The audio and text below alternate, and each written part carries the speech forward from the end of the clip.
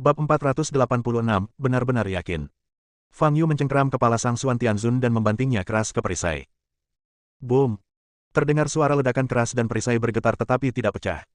Fang Yu sedikit mengernyit, dan menggunakan kekuatan yang lebih besar untuk menekan kepala Sang Xuan Tianzun ke perisai lagi. Boom!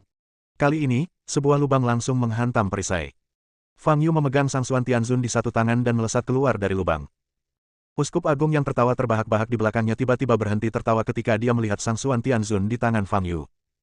Pada saat ini, Sang Xuan Tianzun telah kehilangan tangan kanannya dan tongkat kerajaan di tangannya lenyap. Dalam tabrakan tadi, dia kehilangan sebagian besar kepalanya, dan hanya menyisakan setengah wajahnya. Bagaimana? Bagaimana? Uskup Agung menatap Sang Xuan Tianzun dengan ekspresi kaku, lalu menatap Fang Yu, tidak dapat menerima kenyataan di hadapannya. Druff di sisi lain juga tercengang. Fang Yu, menang. Fang Yu sedang memegang Sang Xuan Tianzun yang seperti dewa di tangannya. Jika takdir mengizinkan, kau akan bertemu dengan diriku yang sebenarnya. Lalu, aku akan menunjukkan kekuatanku yang sebenarnya, kata Sang Xuan Tianzun dengan nada dingin. Fang Yu akhirnya menggunakan kepalanya untuk menghancurkan perisai itu, yang merupakan penghinaan terbesar. Tetapi tidak ada gunanya baginya untuk marah lagi. Bagaimanapun, dia sekarang hanya patung batu dengan secerca kesadaran spiritual dan kemampuannya sangat terbatas. Saat ini, dia benar-benar tidak bisa berbuat apa-apa terhadap Fang Yu. Kita mungkin tidak akan punya banyak kesempatan untuk bertemu lagi, karena aku tidak bisa menjadi abadi, kata Fang Yu. Sang Xuan Tianzun terdiam. Retakan-retakan kecil yang tak terhitung jumlahnya muncul di tubuhnya yang sebening kristal, lalu hancur berkeping-keping dan lenyap. Setelah dia menghilang, perisai besar itu meledak. Boom! Gereja yang sudah goyah itu tidak dapat lagi menahan benturan, dan beberapa pilar batu patah pada saat yang bersamaan. Seluruh langit-langit runtuh. Druff tahu bahwa kematiannya sudah dekat.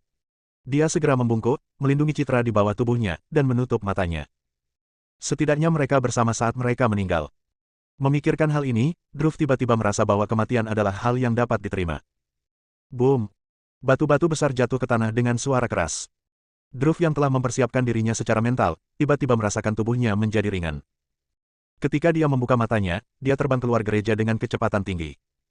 Dalam 2 detik, dia dan Citra dalam pelukannya meninggalkan gereja yang runtuh dan tiba di tanah datar di luar.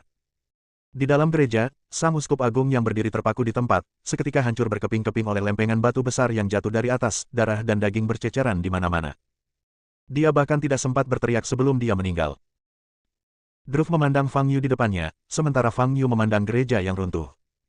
Setelah malam ini, kultus Wushen yang menyebalkan akhirnya akan teratasi. Berikutnya, ada para immortal yang lebih menyebalkan. Engah. Pada saat ini, terdengar suara teredam di belakangku. Fang Yu berbalik dan melihat Druff berlutut di tanah dan bersujud padanya. Fang Yu, terima kasih telah menyelamatkan hidupku. Druff bersujud dengan berat. Sebelum ini, dia telah melakukan hal-hal yang tidak menguntungkan Fang Yu satu demi satu. Namun Fang Yu akhirnya menyelamatkannya. Anugerah penyelamat hidup seperti itu sangatlah berharga. Kau tidak perlu melakukan ini. Semua ini tidak ada hubungannya denganmu.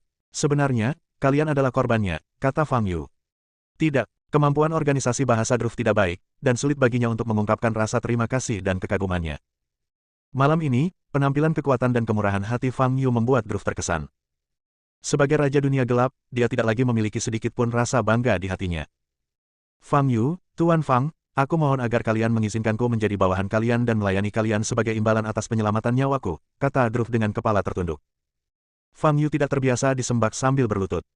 Dia mengulurkan tangannya dan menarik Druff berdiri. Kamu harus kembali dan melahirkan bayi itu. Aku tidak butuh bantuanmu, kata Fang Yu. Druff. Druff ingin mengatakan sesuatu, tetapi suara lemah Citra datang dari belakangnya. Druff segera berbalik, memeluk Citra erat, dan menghiburnya, tidak apa-apa, Citra, tidak ada yang terjadi. Wajah Citra masih pucat, tetapi senyum muncul di wajahnya. Ia memeluk Druff dan berkata, aku tahu. Selama kau di sini, semuanya akan aman. Tidak, alasan utama kita mampu bertahan kali ini adalah karena, kata Druff sambil memalingkan kepalanya. Namun saat ini, Fang Yu telah menghilang. Ada apa? Citra memegang wajah Druff dengan tangannya dan bertanya dengan bingung. Druff menarik napas dalam-dalam dan menggelengkan kepalanya. Jauh di bawah tanah, di depan gua. Raja Agung, telah terjadi kecelakaan dengan Black Evil. Sesosok makhluk dengan bentuk aneh, seperti ular piton dan cacing tanah besar, berdiri di depan gua dan berbicara. Ada apa? Di dalam gua yang gelap, sepasang mata besar terbuka dan suara berat terdengar. Manusia bernama Fang Yu itu entah bagaimana menemukan gereja kultus Wushen. Black Evil terbunuh, dan gerejanya runtuh, kata makhluk aneh itu. Terjadi keheningan di dalam gua selama beberapa detik. Kau tidak punya dukungan? Tanya Raja Abadi. Petik 2 titik titik titik. Tidak, karena tadi kau bilang begitu, Raja. Jawab makhluk aneh itu dengan gugup. Tidak mendukung adalah hal yang benar untuk dilakukan. Raja Abadi berkata, aku telah mencapai titik waktu yang paling kritis, dan aku tidak... Raja Abadi berkata, aku telah mencapai titik waktu yang paling kritis, dan aku tidak boleh membiarkan kesalahan apapun terjadi. Aku mengerti. Mulai hari ini, aku akan meminta makhluk-makhluk di suku kita untuk menghentikan semua aktivitas dan tidak muncul di tanah. Dengan begitu, Fang Yu tidak akan bisa menemukan kita, kata makhluk aneh itu. Jangan pindahkan makhluk-makhluk di bawah tanah, tapi serangga-serangga beracun di tanah itu, mereka perlu mempercepat. Pembentukan ulang tubuhku sudah setengah jalan, dan aku masih membutuhkan 50.000 keping daging dan darah, kata Raja Abadi. Saya mengerti. Jawab makhluk aneh itu. Tak ada suara lagi yang keluar dari gua itu, tetapi ada niat membunuh di mata besar itu. Fang Yu menggunakan jimat teleportasi untuk kembali ke apartemennya di Nandu. Ketika dia naik ke atas, dia memanggil Clara kembali. Fang Yu, kamu baik-baik saja. Suara Clara terdengar dari telepon, nadanya cemas. Apa yang bisa terjadi padaku? Tapi di pihakmu, taman itu seharusnya tidak runtuh, kan? Tanya Fang Yu.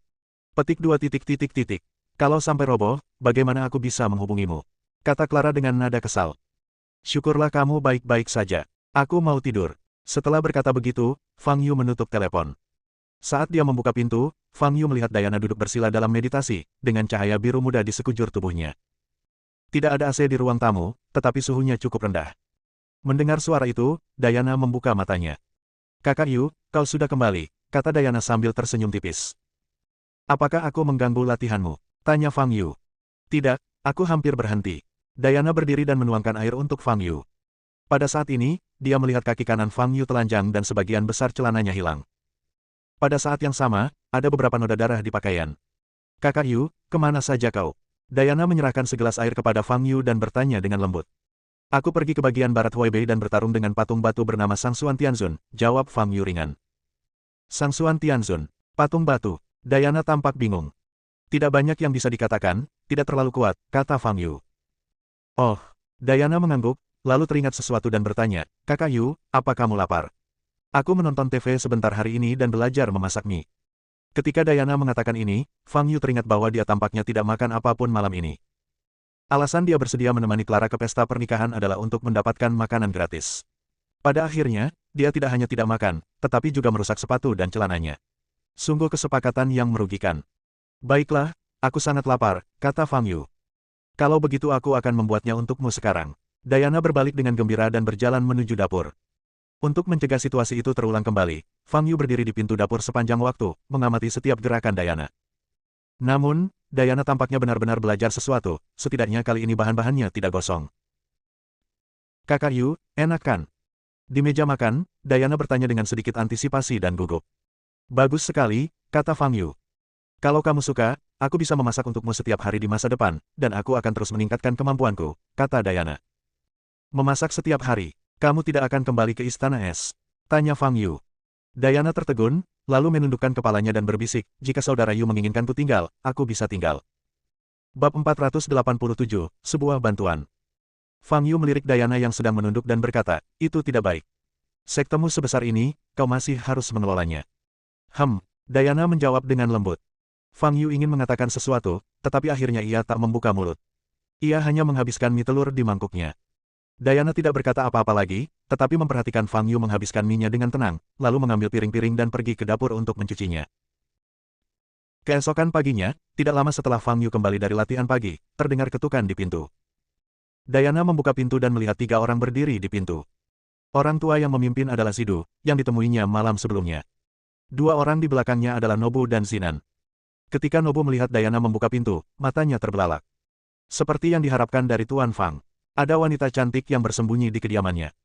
Halo, nama saya Zidu, dan saya Ketua Asosiasi Seni Bela Diri Huaibei. Saya ingin bertemu dengan Master Fang Yufang. Saya ingin tahu apakah Master Fang sedang senggang, kata Zidu dengan hormat. Diana hanya pernah bertemu Zidu sekali sebelumnya, tetapi dia telah mendengar namanya berkali-kali. Sebagai organisasi yang menjaga ketertiban di dunia seni bela diri, Ikatan Seni Bela Diri seharusnya bersikap netral, adil dan jujur. Tetapi Asosiasi Seni Bela Diri Huaibei di bawah kepemimpinan Zidu tidak melakukan ini sama sekali.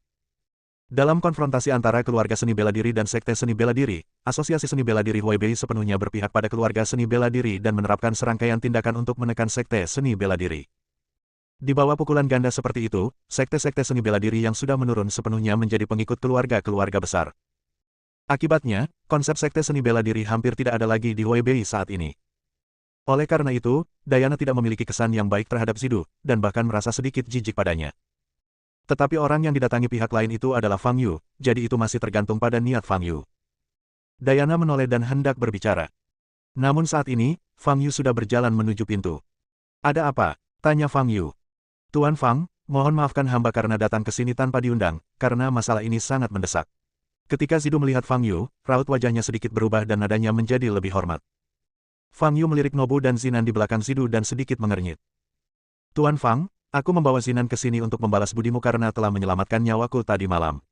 Jika kau tidak menghentikan orang gila itu, aku khawatir tak seorang pun di kebun kita akan selamat," kata Nobu penuh rasa terima kasih. "Terima kasih, Guru Fang." Kali ini, Zinan tidak perlu diingatkan oleh Nobu. Ia berinisiatif membungkuk kepada Fang Yu, dan suaranya jauh lebih keras dari sebelumnya. Setelah membungkuk, Zinan mengangkat kepalanya dan menatap Fang Yu. Pada saat ini, dia menemukan Fang Yu juga sedang menatapnya. Untuk sesaat, Zinan ingin menghindari pemandangan itu, tetapi suara di hatinya mengatakan bahwa dia tidak boleh begitu pemalu. Zinan menggigit bibir merah mudanya, rona merah indah muncul di wajah cantiknya, dan dia menatap lurus ke arah Fang Yu. Meskipun masih ada rasa malu dan canggung di matanya, secercah keberanian muncul. "Tidak perlu berterima kasih padaku. Orang itu datang ke sini untukku," kata Fang Yu dengan tenang. "Tuan Fang, saya ingin tahu apakah kita bisa masuk ke dalam dan berbicara lebih lanjut," kata Zidu dengan agak canggung. "Oh, masuklah." Fang Yu membuka pintu. Setelah Diana menuangkan teh untuk para tamu, dia ingin mundur ke belakang. Tetapi Fang Yu menariknya kembali dan memberi isyarat agar dia duduk di sampingnya. Diana tertegun sejenak, lalu duduk dengan patuh. "Apakah masalah ini terkait dengan Guru Zuo kemarin lusa?" tanya Fang Yu. "Ya," Zidu menarik napas dalam-dalam dan berkata, "Master Zuo diutus oleh Asosiasi Seni Bela Diri Beijing untuk membantu Asosiasi Seni Bela Diri Huaibei kita dalam memecahkan masalah para pendekar yang kejam yang muncul akhir-akhir ini. Malam itu aku bilang, kalau ada masalah dengan Asosiasi Bela Diri Ibu Kota, biarkan para pemimpin dari 4 kelompok besar mereka menghubungiku langsung." Fang Yu menyela Zidu. Ekspresi Zidu berubah. Asosiasi Seni Bela Diri Beijing terdengar mirip dengan Asosiasi Seni Bela Diri Huaibei. Asosiasi ini juga merupakan asosiasi seni bela diri. Namun pada kenyataannya, terdapat kesenjangan besar antara keduanya. Asosiasi Seni Bela Diri Ibu Kota sebenarnya adalah pemimpin semua asosiasi seni bela diri di China dan memiliki hak bicara tertinggi. Asosiasi seni bela diri di semua tingkat di bawahnya hanya dapat melaksanakan permintaan yang mereka ajukan tanpa diberi kesempatan untuk bertanya. 4 kelompok misterius di Asosiasi Seni Bela Diri Ibu Kota berada di luar jangkauan orang luar.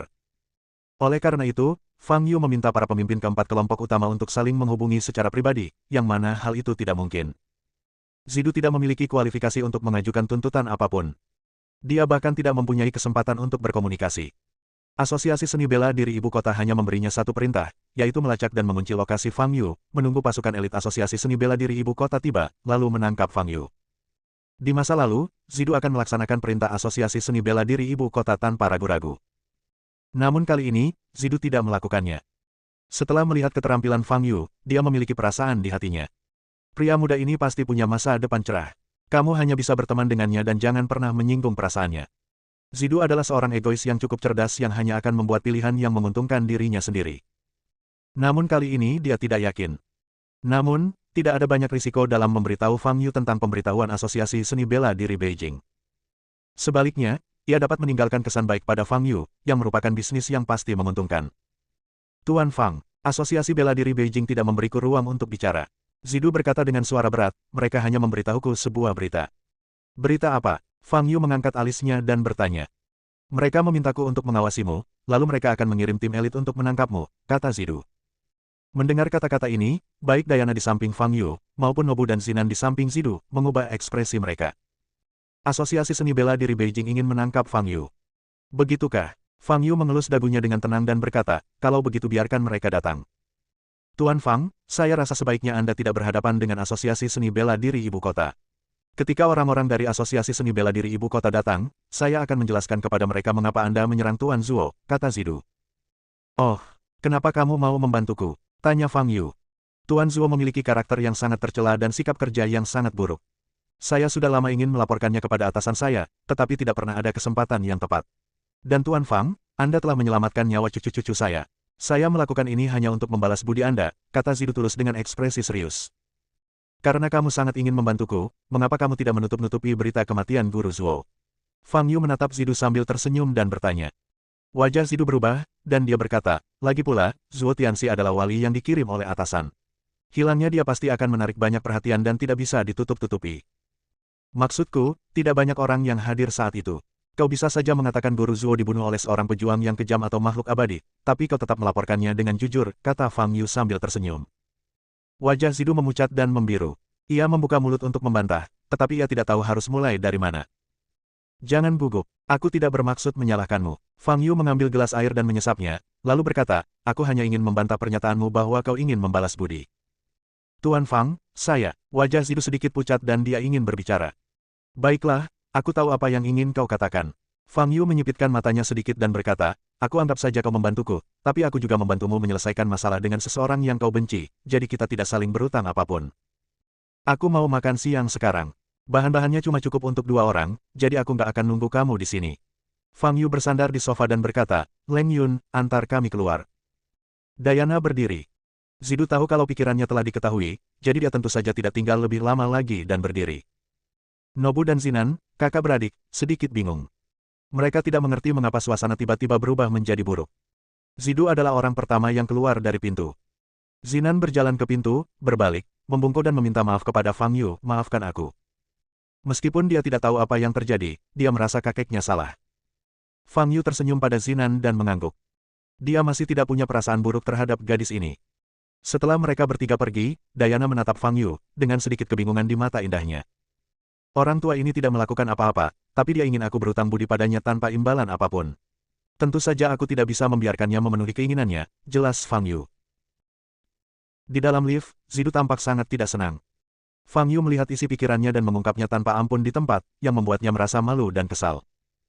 Anak ini terlalu sombong, cepat atau lambat dia akan dihukum.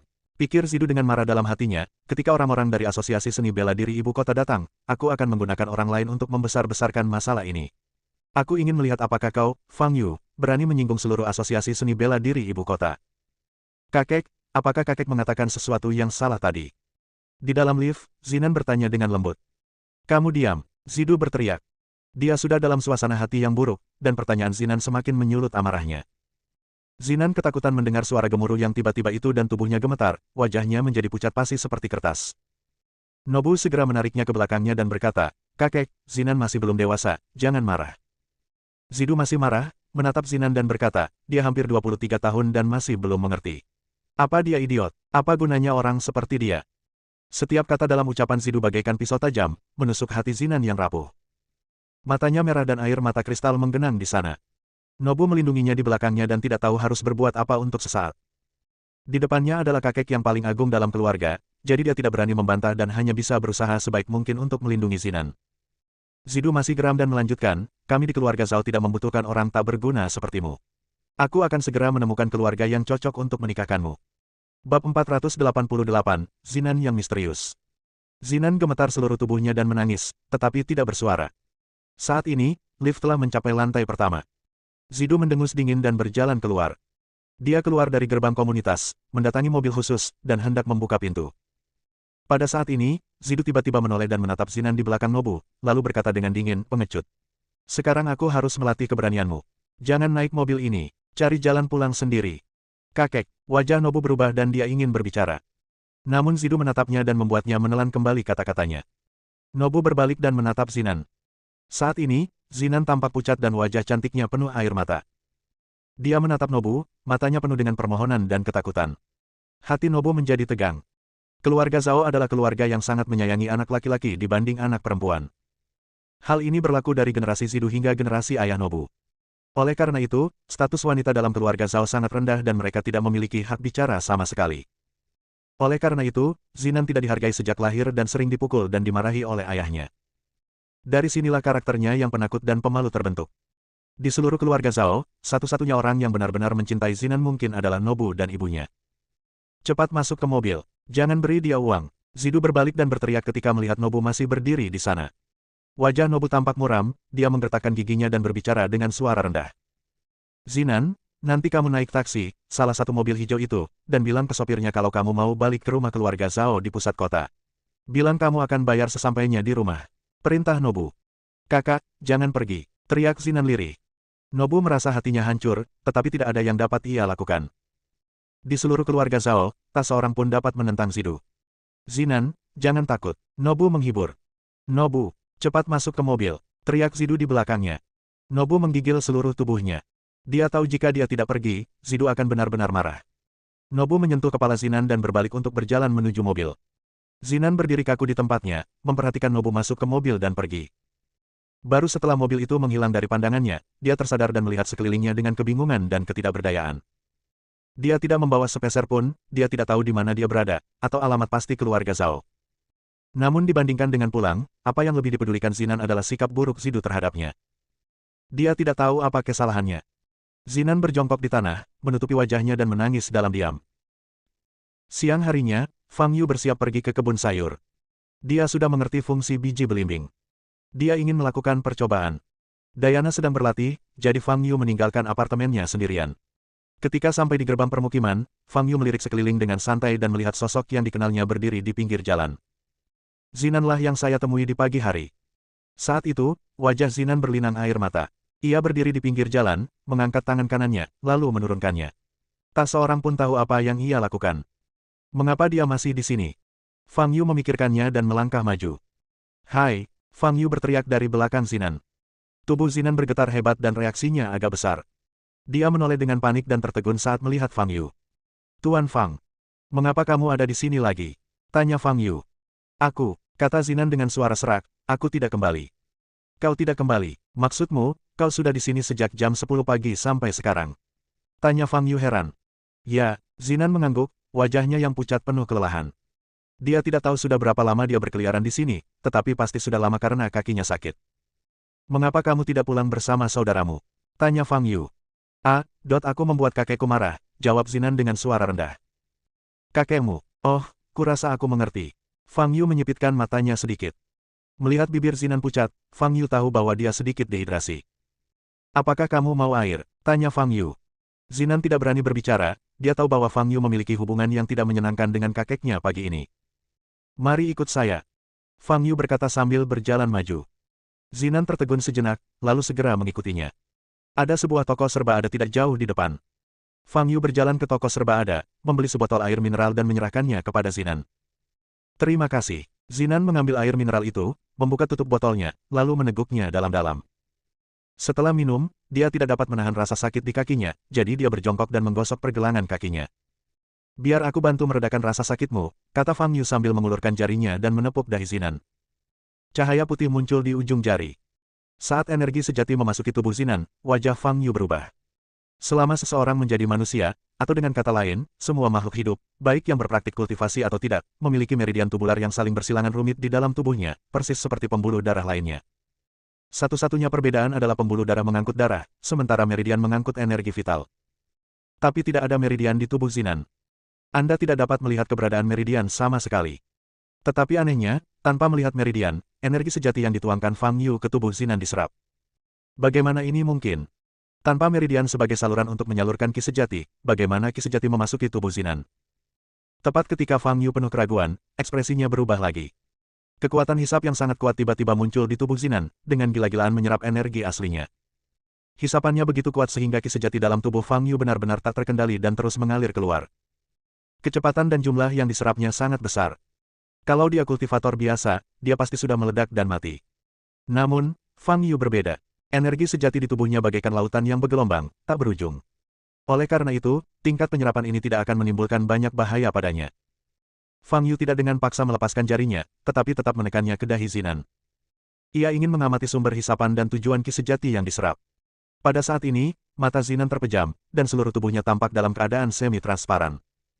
Fang Yu melepaskan indera spiritualnya, menyelimuti seluruh tubuh Zinan. Kemudian, dia dapat melihat dengan jelas bahwa setelah energi sejatinya terserap ke dalam tubuh Zinan, energi itu lenyap begitu saja. Tidak ada meridian atau dantian di tubuh Zinan, itu kosong. Namun, sejumlah besar energi internal yang diserap menghilang secara misterius setelah memasuki tubuhnya. Dari sudut manapun, ini luar biasa. Fang Yu memikirkannya, memejamkan mata, lalu membukanya kembali. Cahaya merah muncul di matanya, dan rune putih berputar di pupilnya. Mata ini harus mampu melihat menembus segala sesuatu yang ada dalam kehampaan. Namun saat melihat Zinan, tiba-tiba terjadi malfungsi. Tidak ada yang berubah. Zinan tetaplah Zinan, tak ada kekuatan hukum yang terlihat di tubuhnya, bahkan penglihatan pun tak mampu menembus tubuhnya. Seolah-olah ada kekuatan tak terlihat yang melindungi Zinan. Kali ini Fang Yu benar-benar tercengang. Dia telah hidup selama hampir 5.000 tahun, dan ini adalah pertama kalinya dia menghadapi situasi yang tidak dapat dijelaskan seperti itu. Apakah ini ilusi? Mustahil. Belum lagi hal-hal lain, matanya saja tidak bisa tertipu oleh ilusi belaka. Fang Yu tertegun selama beberapa detik, dan tiba-tiba menyadari bahwa energi internal masih hilang dalam jumlah besar, dan segera ingin menggerakkan jari-jarinya. Namun hisapan itu juga menekan jari-jari Fang Yu pada dahi Zinan, membuatnya sulit bergerak. Itu keterlaluan. Fang Yu sedikit tidak senang, dan dia mengerahkan tenaga untuk menggerakkan jari-jarinya dengan paksa. Boom! Disertai suara pelan, Zinan terjatuh ke tanah. Dia yang awalnya tembus cahaya, perlahan-lahan mendapatkan kembali kekokohannya. Setelah belasan detik, tubuhnya pulih sepenuhnya. Bulu mata Zinan bergetar, lalu matanya terbuka. Begitu dia membuka matanya, dia melihat wajah Fang Yu dekat di dekatnya. Pada saat ini, Fang Yu tengah mengamati Zinan dengan mata paling teliti, seakan-akan ia tengah melihat harta karun langka. Tuan Fang, ini adalah pertama kalinya Zinan ditatap oleh alien dari jarak sedekat itu, dan wajahnya langsung memerah seperti awan senja. Bagaimana mungkin? Aku bahkan tidak bisa melihat dengan mata itu. Fang Yu dipenuhi pertanyaan. Tuan Fang, Zinan tidak tahan dengan tatapan Fang Yu dan berbicara dengan suara gemetar. Fang Yu kembali sadar dan menyadari bahwa Zinan telah bangun. Bagaimana perasaanmu sekarang? Tanya Fang Yu. Hah, Zinan tertegun sejenak, tidak mengerti apa maksud Fang Yu. Bagaimana perasaanmu? Apakah kamu masih lelah? Atau apakah kamu merasa penuh energi? Tanya Fang Yu cemas. Zinan berdiri, menggerakkan kakinya, dan berkata, kakiku sepertinya tidak sakit lagi. Apa lagi? Tanya Fang Yu. Zinan menatap Fang Yu, menggelengkan kepalanya dengan tatapan kosong, dan berkata, kalau tidak. Sepertinya tidak ada apa-apa. Bagaimana mungkin? Fang Yu menggaruk kepalanya. Jika energi sejati yang baru saja diserap Zinan digunakan untuk menyerang, kekuatannya tidak akan kurang dari bom nuklir kecil, yang mampu mengubah apapun dalam radius 10 km menjadi abu. Tetapi setelah menyerap begitu banyak energi sejati, kakiku berhenti sakit. Kemana perginya sejumlah besar energi sejati itu? Hilang begitu saja. Fang Yu menatap Zinan di depannya dan mundur 2 langkah, dengan keterkejutan di matanya. Selama 5.000 tahun terakhir, teka-teki terbesar Fang Yu adalah mengapa dia tidak bisa menembus tahap pemurnian Qi. Dan sekarang, Zinan telah menjadi keraguan besar kedua. Kekuatan hisapnya yang luar biasa kuat, sejumlah besar Qi yang lenyap begitu saja, dan tubuh yang bahkan mata itu tidak dapat melihat tembus. Fang Yu yakin bahwa mungkin ada semacam sihir yang bisa mencapai tingkat ini, tetapi dia yakin bahwa Zinan di depannya adalah seorang manusia yang belum pernah berlatih. Bahkan tidak ada sedikit pun fluktuasi energi spiritual di tubuhnya. Jadi mustahil baginya untuk menguasai sihir. Jelaslah bahwa gadis pemalu dan penakut ini memiliki sesuatu yang luar biasa dalam tubuhnya. Atau mungkin, dirinya sendiri adalah eksistensi yang luar biasa. Melihat ekspresi terkejut Fang Yu, Zinan benar-benar bingung. Sejak Fang Yu menekankan jarinya di dahinya, dia merasa mengantuk dan kemudian tertidur. Ketika dia terbangun lagi, dia melihat Fang Yu dengan ekspresi terkejut di wajahnya, dan dia menanyakan beberapa pertanyaan aneh. Selain itu, dia tidak tahu apa yang telah terjadi. Kamu tidak lelah sekarang, kan? Kalau begitu ikut aku, kata Fang Yu. Setelah mengatakan itu, Fang Yu berjalan maju. Berjalan bermanfaat untuk berpikir. Inilah kesimpulan yang dicapai Fang Yu bertahun-tahun yang lalu.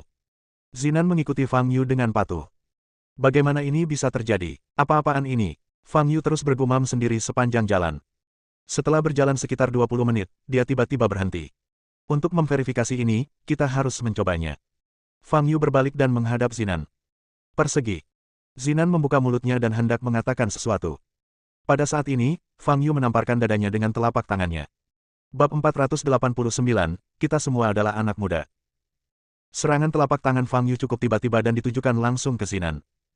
Zinan bahkan tidak berteriak, dia hanya menutup matanya. Boom! Energi sejati meledak keluar dari telapak tangan Fang Yu dan menyerbu langsung ke arah Zinan. Mata Fang Yu tampak serius saat dia menatap Zinan dengan saksama. Soosh! Energi sesungguhnya benar-benar menghantam Zinan. Namun, Zinan tidak berteriak, juga tidak terhampas. Ia malah berdiri di sana, tubuhnya gemetar. Semburan energi sejati itu lenyap begitu saja. Atau lebih tepatnya, terserap ke dalam tubuh Zinan. Tuan Fang, Tuan Fang. Zinan membuka matanya, pupil matanya yang gelap dipenuhi air mata. Dia tidak tahu mengapa Fang Yu menyerangnya. Dia hanya merasa takut dan merasa ditinggalkan oleh seluruh dunia. Kakek memarahinya, saudaranya meninggalkannya sendirian di sini, dan sekarang bahkan Fang Yu menyerangnya. Apa kesalahan yang telah dia perbuat? Semakin Zinan memikirkannya, semakin sedih hatinya. Matanya merah dan berkaca-kaca. Maaf, aku hanya ingin memastikan sesuatu dan aku tidak punya niat jahat padamu. Melihat Zinan hendak menangis, Fang Yu segera meminta maaf. Tidak apa-apa, Zinan menyeka air matanya, menundukkan kepalanya dan berkata lembut. Fang Yu menatap Zinan, dan keraguannya bertambah. Tubuhnya seperti lubang hitam, mampu menyerap semua energi eksternal. Bentuk tubuh apakah ini? Fang Yu, yang telah hidup selama hampir 5.000 tahun, belum pernah mendengar keberadaan tubuh seperti itu di dunia, baik dalam legenda maupun kenyataan. Fang Yu berpikir sejenak, dan melihat Zinan masih berdiri di sana sambil menyeka air matanya dengan sedih, dia berkata, ikut aku akan membawamu ke taman ekologi terdekat. Zinan mengangkat matanya dan menatap Fang Yu, seolah mempertimbangkannya, lalu mengangguk. Sekarang dia tidak punya siapapun untuk diandalkan dan hanya bisa mengandalkan Fang Yu. Jadi Fang Yu membawa Zinan ke kebun sayur di taman ekologi. Tuan Fang, ini, Zinan menatap kebun sayur di depannya, mata indahnya berbinar. Ya, ini kebun sayurku, kata Fang Yu. Panggil saja aku Fang Yu. Apakah tidak apa-apa? Tanya Zinan. Bahkan kakeknya harus memanggil Fang Yu dengan sebutan Tuan Fang, jadi rasanya tidak pantas baginya untuk memanggil Fang Yu dengan namanya. Tidak apa-apa, kita semua anak muda, jangan pedulikan birokrasi ini, kata Fang Yu tanpa tersipu atau berdebar-debar. Baiklah, kalau begitu aku akan memanggilmu Fang Yu, kata Zinan lembut dengan rona merah di wajahnya. Fang Yu berjalan ke kebun sayur dan memandangi tanaman hijau yang tumbuh subur di seluruh kebun. Suasana hatinya pun membaik. Dengan benih buah belimbing, seluruh kebun sayur berubah menjadi sumber kehidupan kecil, dan semua kehidupan di kebun sayur menunjukkan momentum yang berkembang pesat. Tetapi ini juga berarti kehilangan kesenangan menyaksikan tanaman tumbuh dan berkembang perlahan. Sekarang Fang Yu bahkan tidak perlu menyiram atau memupuk tanamannya, karena sayuran hanya membutuhkan waktu 1 menit untuk tumbuh hingga matang. Haruskah aku membangun kebun sayur biasa lagi? Fang Yu berdiri di kebun sayur, memandangi sayuran hijau di bawah kakinya, mengerutkan kening dan berpikir. Petik 2. Fang Yu, bolehkah aku masuk dan melihatnya? Pada saat ini, Zinan di luar kebun sayur bertanya dengan suara rendah. Fang Yu melirik Zinan dan berkata, tentu saja, jika kamu suka sayuran, aku bisa memberimu beberapa. Kalau begitu aku masuk. Zinan berjalan hati-hati ke kebun sayur, takut menginjak tanaman di kedua sisinya. Namun, saat ia melangkah ke tanah kebun sayur, suasana seluruh kebun tiba-tiba berubah. Nafas kehidupan di kebun sayur sudah sangat kuat. Namun setelah Zinan memasuki kebun sayur, nafas kehidupan ini muncul lagi. Jika sebelumnya kebun sayur hanya merupakan sumber kehidupan yang kecil, kini telah menjadi sumber kehidupan yang besar. Jika manusia normal tinggal di kebun sayur ini selama beberapa waktu, ia dapat hidup beberapa tahun lebih lama. Fang Yu menatap Zinan dengan heran, lalu menoleh dan menatap tanah di tengah kebun sayur.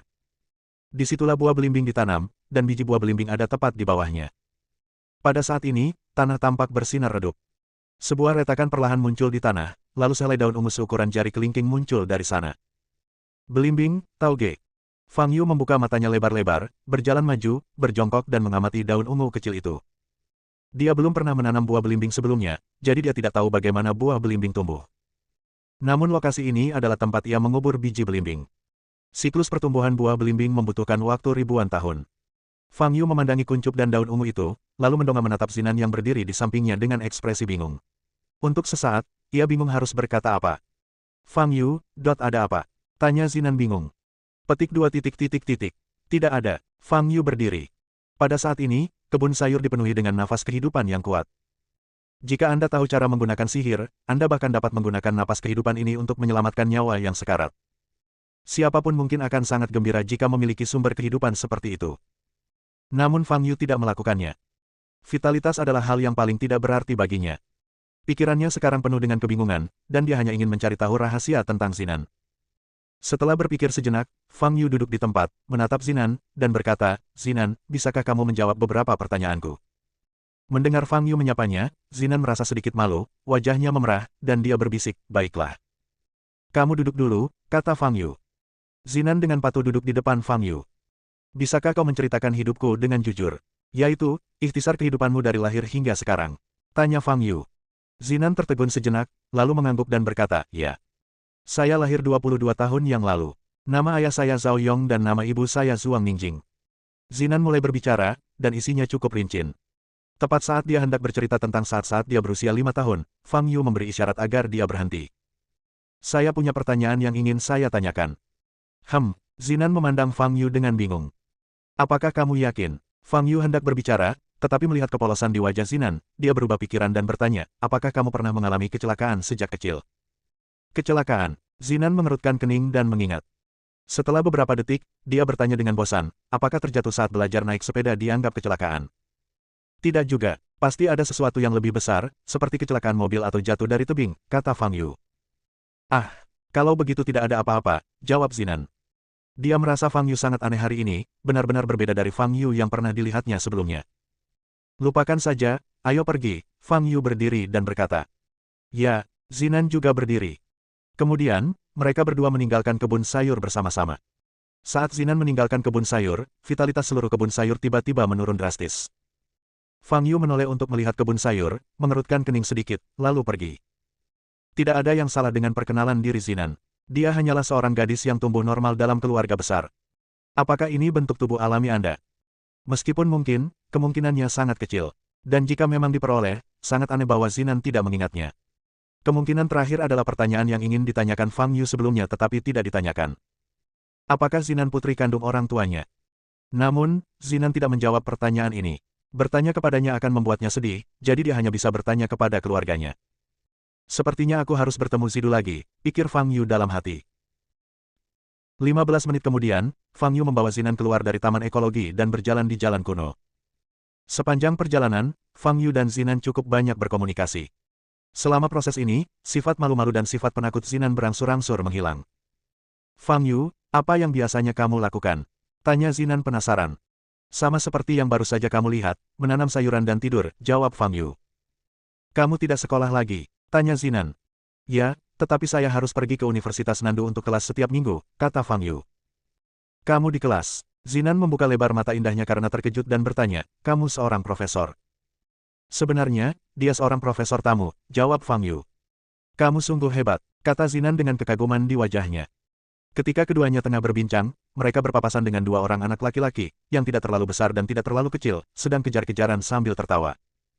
Mereka tampaknya tidak menyadari Zinan dan Fang Yu di depan mereka, dan bergegas maju, hendak bertabrakan dengan Zinan. Boom! Pada saat ini, Fang Yu tiba-tiba mengangkat kaki kanannya dan menendang anak laki-laki yang berlari di depan dan hendak memukul Zinan. Bab 490 bunuh tanpa ampun. Ah!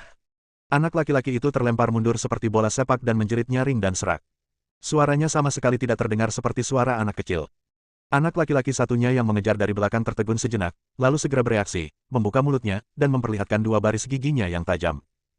Pada saat yang sama, seluruh wajahnya berubah bentuk, mulutnya terbuka lebar, hidungnya cekung ke dalam, hanya menyisakan dua lubang hidung, dan matanya menjadi empat, memancarkan cahaya merah yang mengerikan. Kulitnya berubah dari kuning normal menjadi hitam dan cekung. Kulitnya tampak kencang, dan tangannya berubah menjadi cakar tajam seperti cakar binatang buas. Anak laki-laki tadi benar-benar berubah menjadi monster. Bahkan ada tanda aneh di dahinya. Ah! Zinan gemetar ketakutan. Ia berteriak dan bersembunyi di belakang Fang Yu. Mati! Monster itu menyerbu ke arah Fang Yu, kedua cakarnya yang tajam terangkat di depan tubuhnya, menyemburkan gumpalan udara hitam, dan mencengkeram Fang Yu. Fang Yu mengangkat kakinya lagi. Boom! Terdengar suara teredam lagi, dan monster itu terjatuh. Kedua monster itu jatuh ke tanah 50 meter jauhnya dari Fang Yu, tak bergerak. Fang Yu menyipitkan mata ke arah mereka. Setelah beberapa saat, tubuh kedua monster itu perlahan menguap dan berubah menjadi gumpalan asap hitam, menghilang di udara. Apa ini? Makhluk abadi? Fang Yu mengerutkan kening, bingung. Kedua monster ini memang tampak mirip dengan makhluk abadi, tetapi mereka tidak memiliki aura unik makhluk abadi. Pada saat yang sama, dibandingkan dengan makhluk abadi, kemampuan mereka untuk menahan stres jauh lebih rendah. Fang Yu sebenarnya tidak menggunakan banyak tenaga dalam dua tendangan tadi, tetapi kedua monster itu hanya jatuh dan tidak bergerak. Mereka terlalu rapuh. Fang Yu mengingat wajah monster itu. Ada tanda di dahinya yang tampak seperti wajah hantu yang menakutkan. Tanda wajah hantu. Fang Yu mendapat kilasan inspirasi dalam benaknya, dan dia tiba-tiba teringat sekte jahat yang aktif lebih dari 3000 tahun yang lalu. Kultus setan. Ciri-ciri sekte jahat ini sangat jelas. Setiap pengikutnya memiliki tanda wajah hantu seukuran ibu jari di dahi mereka. Akan tetapi, sekte iblis telah dimusnahkan oleh aliansi kebenaran lebih dari 3000 tahun yang lalu. Dalam 3000 tahun berikutnya, setidaknya Fang Yu tidak pernah melihat atau mendengar berita apapun tentang sekte iblis. Tetapi mengapa sekarang ada orang dari aliran setan? Mungkinkah Sekte Iblis juga menggunakan metode yang sama seperti Istana Ziyan untuk menghindari pemusnahan. Fang Yu mengerutkan kening dan mulai berpikir. Hal lain yang perlu diperhatikan adalah bahwa kedua monster itu pada awalnya jelas mengarah ke Zinan, bukan Fang Yu. Aneh sekali. Apakah pihak lain juga tahu tentang fisik aneh Zinan? Fang Yu menoleh untuk melihat Zinan yang ketakutan dan pucat, lalu menyipitkan matanya sedikit. Gadis ini telah membuatnya begitu banyak ragu hari ini. Tampaknya perlu waktu untuk menemukan jawabannya. Fang Yu, apa yang baru saja terjadi pada mereka berdua? Tanya Zinan. Kau lihat sendiri, mereka hanya dua binatang kecil. Jangan khawatir, ayo pergi, kata Fang Yu. Ya, Zinan mengangguk, tetapi ketika dia memikirkan wajah yang terdistorsi tadi, dia masih takut dan tanpa sadar menarik ujung pakaian Fang Yu. Sekitar 5 menit setelah keduanya pergi, sesosok jatuh dari langit dan berdiri di tempat kedua monster itu jatuh. Ini adalah seorang pemuda yang sangat tampan. Kalau saja Fang Yu ada di sana, dia pasti akan mengenalinya sebagai Ajay, si kultivator jiwa baru lahir misterius yang pernah ditemuinya 2 kali di Universitas Nandu beberapa hari lalu dan dianggap sebagai cowok ganteng di sekolah oleh banyak siswi. Pada saat ini, Ajay berdiri di tempat, melihat sekeliling dengan kerutan di wajahnya. Cakram pemburu iblis yang diberikan guruku dengan jelas menunjukkan bahwa ada iblis yang muncul di lokasi ini. Dilihat dari auranya yang samar, mereka pasti 2 iblis kecil. Sepertinya mereka telah dibasmi oleh seseorang. Ajay berdiri di sana dan berpikir sejenak, lalu mengulurkan tangan kanannya. Cincin giok hijau di jari telunjuk kanannya bersinar. Sebuah kompas tembaga hitam seukuran wajah manusia muncul di depannya. Kompas ini berbeda dari kompas biasa. Tidak ada jarum penunjuk di kompas ini, hanya beberapa lubang kecil seperti jarum. Tatapan mata Ajay tajam saat dia diam-diam melafalkan rumus ajaib itu di dalam hatinya. Lubang-lubang jarum pada kompas mulai bersinar dengan cahaya, membentuk arah jarum. Tetapi jarum itu segera menghilang, berubah menjadi lingkaran, satu cincin demi satu, dan akhirnya redup. Napas iblis itu baru saja menghilang sepenuhnya. Artinya, mereka mati sekitar 5 menit yang lalu. Dan dilihat dari waktu ketika napas iblis itu muncul, mereka mungkin hanya bertahan hidup kurang dari 30 detik. Ajay berspekulasi dalam hatinya. Masalah itu ditangani dalam waktu 30 detik setelah muncul. Meskipun iblis-iblis kecil adalah eksistensi tingkat terendah dalam sekte iblis, mereka tetaplah iblis. Untuk menghadapi mereka dalam waktu sesingkat itu, seseorang membutuhkan setidaknya kultivasi tingkat jindan. Ajay memiliki banyak keraguan dalam benaknya. Mengapa sekte iblis, yang selama ini tersembunyi dalam kegelapan dan jarang muncul di dunia, tiba-tiba mengirim 2 iblis kecil ke tempat seperti itu? Apa tujuan mereka? Dan siapa yang dengan cepat menyingkirkan mereka? Bagaimanapun juga, setidaknya sekte iblis memang telah menjangkau dunia sekuler. Tatapan mata Ajay dingin, dan ia berpikir dalam hati, aku harus memberitahu guru tentang ini. Tidak ada seorang pun di sekitar Ajay, tetapi pemandangan dirinya berdiri di jalan sambil berpikir muncul pada sebuah manik besar yang melayang di udara di sebuah ruangan yang remang-remang. Di depan manik-manik itu, ada 2 orang berdiri. Karena cahaya redup, penampilan kedua orang itu tidak dapat terlihat dengan jelas, tetapi mata merah di wajah mereka cukup jelas. Anak ini benar-benar datang ke Huaibei. Sepertinya dia bertekad untuk menghancurkan rencana kita. Pria yang berdiri di sebelah kiri, yang jauh lebih tinggi daripada pria di sebelahnya, berbicara. Jiang Heliu, si tua abadi itu, sudah lama kukatakan kita harus mencari kesempatan untuk membunuhnya. Selama puluhan tahun, dia telah melawan sekte kita. Sekarang dia tak berdaya, dia malah mengirim murid baru. Selama dia di sini, kita takkan pernah damai. Pria yang berdiri di sebelah kanan berkata dengan dingin, dengan aura pembunuh yang ganas dalam nadanya. Orang tua itu hampir mati, kenapa kita harus melakukan apapun? Pria jangkung itu tersenyum dingin dan berkata, kalau kita cari masalah dengan Jiang Heliu sekarang, kita pasti harus membayar mahal. Itu sama sekali tidak perlu. Tapi orang tua ini terlalu menyebalkan, kata pria di sebelahnya. Memangnya kenapa kalau dia kesal? Dia tidak bisa jalan lagi. Pria jangkung itu menatap Ajay yang mengenakan manik-manik, menyipitkan mata, dan berkata, sekarang, kita tinggal menyingkirkan murid-muridnya. Orang yang sekarat juga perlu dibicarakan. Pada saat ini, suara seorang wanita datang dari belakang mereka berdua. Kedua lelaki itu segera berbalik dan membungkuk, seolah memberi hormat kepada wanita itu. Dalam cahaya redup, seorang wanita bertubuh indah berjalan di depan kedua pria itu. Tujuan kita sekarang cuma satu, yaitu kontainer. Siapapun yang menghalangi aksi kita akan dibunuh tanpa ampun, kata wanita itu dingin. Dimengerti, Tuan Iblis, kata kedua pria itu serempak. Situasi di Huaibei akhir-akhir ini kacau balau. Kita tidak punya banyak waktu. Kita harus menyelesaikan penangkapan kontainer secepat mungkin, tegas wanita itu lagi. Jernih. Wanita itu perlahan berjalan ke arah manik-manik yang tergantung, memandangi sosok Ajay, menyentuh bibir merahnya dengan tangan kanannya yang ramping, dan berkata, murid Jiang Heliu itu tampan. Kau tak perlu membunuhnya. Setelah melumpuhkannya, kirimkan dia kepadaku. Tuan Iblis, pria yang berdiri di samping kontainer tadi dengan mudahnya mengalahkan 2 iblis kecil yang kita kirim. Haruskah kita menyelidikinya? Pada saat ini, pria jangkung itu bertanya lagi. Aku baru saja mengatakannya. Wanita itu menyela pria itu dengan dingin, bunuh tanpa ampun. Ketika Fang Yu kembali ke pintu masuk kompleks apartemen, sebuah mobil hitam sudah terparkir di pintu. Melihat Fang Yu dan Zinan, pintu mobil terbuka. Nobu keluar dari mobil dan bergegas berlari ke arah Fang Yu. Halo, Tuan Fang. Nobu membungkuk pada Fang Yu, lalu menatap Zinan yang bersembunyi di belakang Fang Yu. Zinan, kemana kau pergi sebelumnya? Aku takut setengah mati. Nobu menyeka keringat di dahinya dan bertanya. Zinan menatap saudaranya, masih merasa kesal, lalu memalingkan wajahnya. Tuan Fang, bisakah Anda membantu saya merawat Zinan? Terima kasih banyak, kata Nobu penuh terima kasih. Bersambung,